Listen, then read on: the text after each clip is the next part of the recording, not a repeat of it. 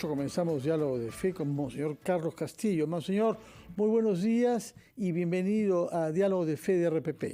Muy buenos días, Fernando. Buenos días a toda la teleaudiencia y a todos los radioescuchas. Bueno, hemos tenido una semana intensa con convulsiones sociales, con dificultades de muchos tipos en muchas regiones en nuestro país. Y la diócesis de Lima ha aprovechado para acentuar su labor de formación, particularmente de jóvenes, pero no solo, con un seminario de formación ciudadana que comenzó el sábado pasado, que va a tener lugar hoy y el sábado próximo. Explíquenos, por favor, Monseñor, qué cosa es formar a los ciudadanos desde el punto de vista de la Iglesia en las actuales circunstancias que está viviendo nuestro país. Sí, Fernando, formar es sobre todo el poder conversar y profundizar lo que vivimos para ir solucionando la diversidad de problemas. No es tanto instruir solamente, también hay elementos de la tradición y de la ciencia y de la moral, de la ética, de la costumbre y de la tradición de los pueblos, que es muy útil y muy importante, pero también hay que actualizar eso, y uno de los problemas más serios es que las situaciones de deterioro como las que vivimos generan una dificultad de poder entender si es que no se conversa, si es que no se desarrolla la capacidad de entender, de comprender y de, podríamos decir, ordenar nuestros sentimientos también, ¿no? Hoy día en el curso se va a tratar acerca de la perspectiva de la fraternidad, en la intención justamente de que en medio de las situaciones tensas la fraternidad ciudadana pueda ayudar a resolver y llenar el vacío que existe en este momento y en realidad en varios momentos de crisis donde ha habido situaciones difíciles, ¿no? Este seminario en su segunda sesión tendrá lugar hoy a partir de las 11 de la mañana. De las 11, sí. Y se puede acceder a partir de los sitios digitales del Arzobispado de Lima, ¿no? Sí, todos pueden acceder, digamos, semipúblico, se hace en Zoom, pero simultáneamente se televisa para los que quisieran participar o escuchar las charlas. Ahora, el título general que le han dado es Desafíos para la construcción de la fraternidad y la amistad social en el Perú. En el Perú, así es. Estamos ante valores fundamentales del Evangelio como la fraternidad. Todos somos hermanos, ¿no? Y hay que tratarnos como hermanos. Pero vemos poco de eso en el Perú, Monseñor. Así es, y creo que uno de los problemas más serios que hemos tenido también en la Iglesia es que hemos abandonado la educación cívica, la educación a la ciudadanía, porque se ha vivido mucho tiempo una perspectiva un poco espiritualista que se ha abstenido del compromiso, y ahora cuando se quiere hacer compromiso, se quiere hacer un compromiso a la loca, diciendo que cualquier cosa se puede hacer. No, hay que saber entender su papel. El papel evangelizador educa en los valores humanos, acompaña y a la vez es trabajoso y difícil, es lento, pero eso tiene que hacerse explícitamente y con eso derivar a la formación humana sobre todo, ¿no? Una de las cosas más descuidadas es que se permanece todavía en una situación de niñez, podríamos, humana, cívica, inclusive en actitudes un poco, el adulto tiene muchas cosas no resueltas desde el niño, y esas cosas se necesitan resolver también en el plano de la fe, porque la fe implica y necesita madurez. La fe no es cuestión de creer simplemente y de ser devoto. Es necesario profundizar y tomar decisiones, aprender a tomarlas. Y eso nos ha faltado, y también hay una cosa muy importante, que ha habido un abandono muy grande de diversos, enormes sectores de jóvenes, de personas que trabajan. La situación económica que se ha vivido en los últimos años, es verdad que ha desarrollado un nivel de progreso, pero simultáneamente ha abandonado la educación, ¿no? Bueno, hasta ahora resulta que dar la mano a alguien ya es algo que suscita desconfianza. Hemos cambiado nuestra confianza en los demás a partir de la pandemia, se ha agravado también.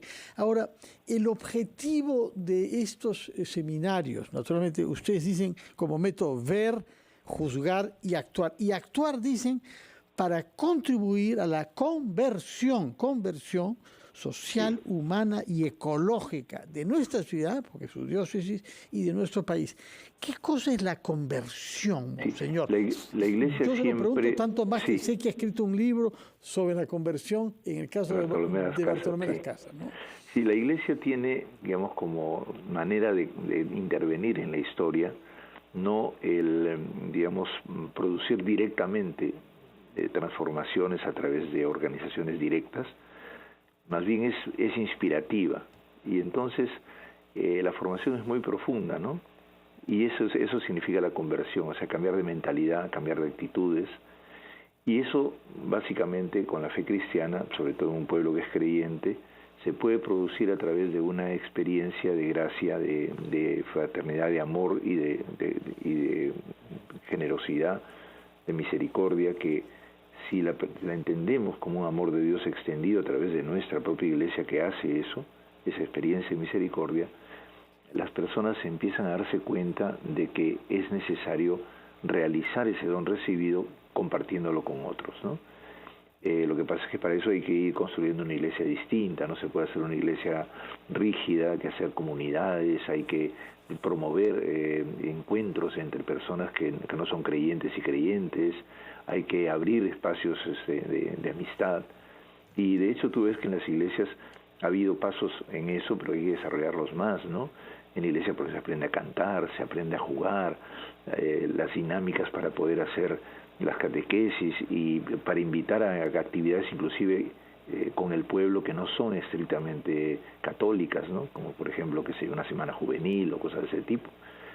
La educación es un proceso de cambio de las personas, pero y de pueblo mismo, de actitudes distintas a partir de iniciativas fraternas que se aprenden a vivir en la iglesia y se irradian y reconocen y recogen también las fraternidades potenciales que están en el mismo pueblo, en la misma gente sencilla, ¿no? Que es muy bonito además, porque la gente sí tiene elementos fraternales, solo que en épocas de tensión aparecen como los principales los enconos y los egoísmos, ¿no? Monseñor, sí, permítanos ir a una pausa, por favor, después de la cual escucharemos como cada sábado palabras pronunciadas por el Papa en el Vaticano esta semana, y nos comentará también el pasaje del Evangelio que corresponde a la misa de mañana, en la que Jesús se sube a una barca con pescadores, que eran sus apóstoles, y hace reflexiones sobre cuál es la tarea que él lega a estos apóstoles pescadores. Nos lo explicará después de la pausa, por favor.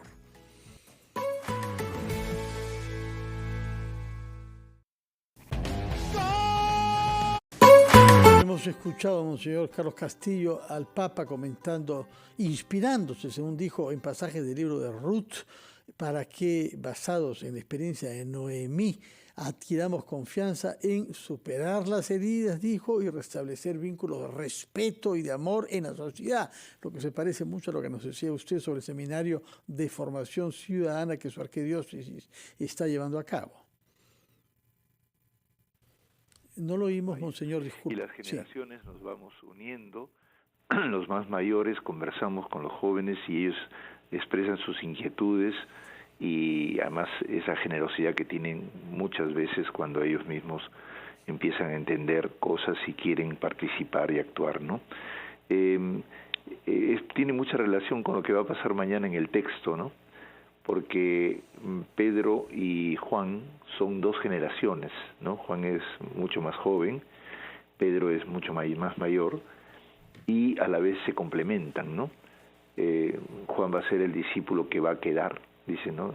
Que creían que no iba a morir, pero se corrió la voz en la comunidad, ¿no? Entonces no era así, era que si yo quiero que él permanezca, a ti que te importa, tú sígueme, ¿no? Le dice a Pedro Jesús. Y esta idea es que quien permanece en las nuevas generaciones que van a ir continuando el camino futuro de la Iglesia y van a aprender a creer. Siempre tendremos nuevas generaciones que van a ir alimentando las posibilidades futuras. Y entonces todos los mayores tenemos que seguir a Jesús, sin importarnos que otros luego tomen las riendas, ¿no? Ahí a veces en los mayores esa posesividad de que se quiere detener el desarrollo del futuro a través de un pasado controlado por nosotros, ¿no? Y yo creo que eso, además, que es una cosa que a veces sucede en los mayores, también sucede en quien tiene gobierno, por ejemplo, ¿no? Por eso es que el mayor debe ser como el más joven o como el servidor, ¿no? Lo estamos viendo ahora, ¿no? Eso de que tenemos que tener el control absoluto omnímodo del poder, ¿no? Como lo he escuchado en una conferencia que ha habido, ¿no? De tal manera que todo esté controlado. Eso es de pretender detener la historia. Es verdad que eso puede llevar a una situación caótica, peor, pero la historia no se puede detener. La historia siempre es superada por otra generación y para eso hay que tener disponibilidad y apertura. Y en ese sentido, por ejemplo, en el Evangelio se ve estas señas, ¿no? De Jesús se aparece a sus discípulos en la vida cotidiana porque toda la generación que había vivido con él, pues vive una tragedia, todavía no, ellos no entienden mucho, pero sí Jesús les dejó su huella y aparece dentro de ellos en sus problemas, ¿no? La vida cotidiana sigue como la pesca milagrosa que hubo en el inicio del Evangelio de Lucas, ¿no? Uh-huh. Y ahora vemos el Evangelio de Juan, que reflexiona sobre las condiciones nuevas de fracaso. No han pescado nada. Sí. Pero esta vez hay una cosa genial, que es que Jesús se aparece y les dice, tiren a la derecha, y ellos obedecen. No hay ese diálogo en que Pedro le dice, uy, Señor, si es posible, mándame otra cosa, porque total hemos visto que no hay peces, no hay, ya no son retrecheros, ya no ponen objeciones. ¿Por qué? Porque todo el sufrimiento vivido los ha vuelto frágiles y a la vez sinceros, confiados. Tiran y surge, ¿no? Hay una especie de esperanza en el corazón de la sinceridad y el dejar de estar amarrados a sus ideas y a sus visiones de las cosas. Y eso se muestra también en el llamado de Jesús, ¿no? Cuando tú eras joven, tú hacías lo que querías, pero cuando seas viejo, otro te enseñará y te hará donde tú no quieras. Está hablando ahí de la muerte de Pedro, ¿no? Porque Pedro lo van a amarrar también, lo van a ligar y lo van a subir a la cruz, ¿no? Pero nosotros estamos llamados a hacer la vida, la historia, confiados en la apertura a las necesidades de las épocas y respondiendo a ellas dinámicamente, con apertura, no fijos en ideas caducas que están destruyendo las posibilidades de futuro en un país además que tenemos nosotros tan interesante, ¿no? Tan bello y tan diversificado. Entonces estamos perdiendo la oportunidad. Qué interesante eso de que hay por parte del Santo Padre, cuando dice estas jóvenes se ofrecen, ¿no? Como ayuda a Noemí para que ella termine su ciclo y ellas sigan continuando, ¿no? Ruth, sí.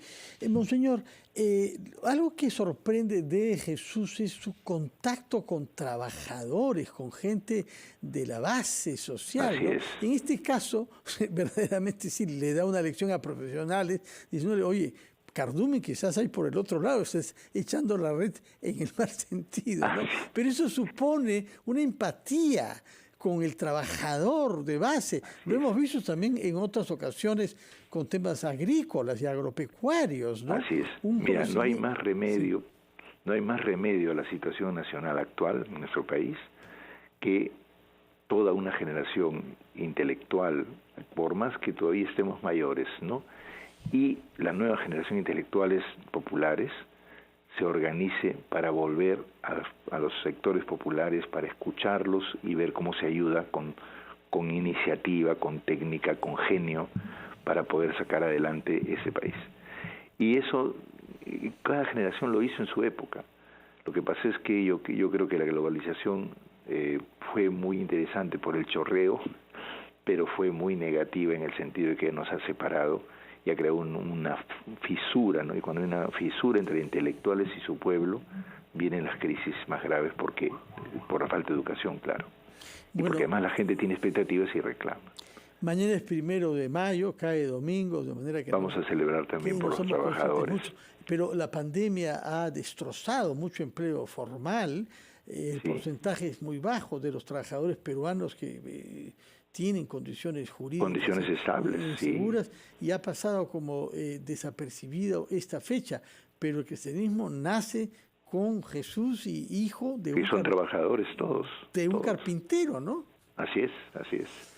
Una cosita, justamente en ese plan de irnos identificando, el arzobispo ha organizado un curso virtual que está grabado en YouTube a partir del lunes para todos los que quieran aprender lenguaje de señas, porque tenemos 1 millón de personas con discapacidad auditiva y necesitamos la ayuda de todos para que a través de las señas podamos comunicar el Evangelio, podamos comunicar la educación, podamos compartir las discusiones grandes de lo que pasa en el país, para que cada uno pueda, digamos, intervenir y actuar de manera consciente como ciudadano, a pesar de que no tenga el conducto auditivo bien sano. Quizá ¿no? tampoco el don de la palabra oral, ¿no? En todo caso, Así es. ¿cómo se accede a este curso, monseñor? A través de la página web va a salir publicado, no hay horario porque cualquiera puede acceder a través de la página porque está grabado y puede seguir todo el curso.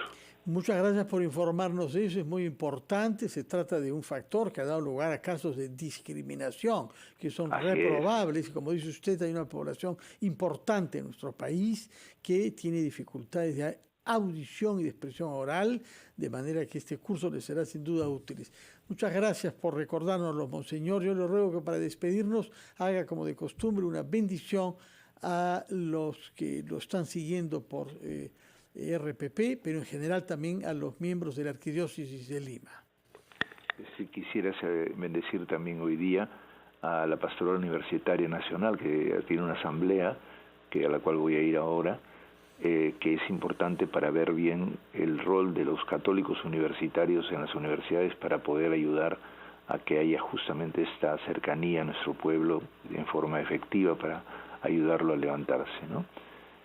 Padre bueno, bendice a todo nuestro pueblo en este día en que todos nos preparamos para agradecer por el trabajo y por la necesidad y la dignidad del trabajo que nos debe llevar a todos a una posibilidad de que todos vivamos tranquilos porque tenemos trabajo y trabajo digno y sabemos compartir las condiciones humanas mejores para que todos podamos mejorar en el país.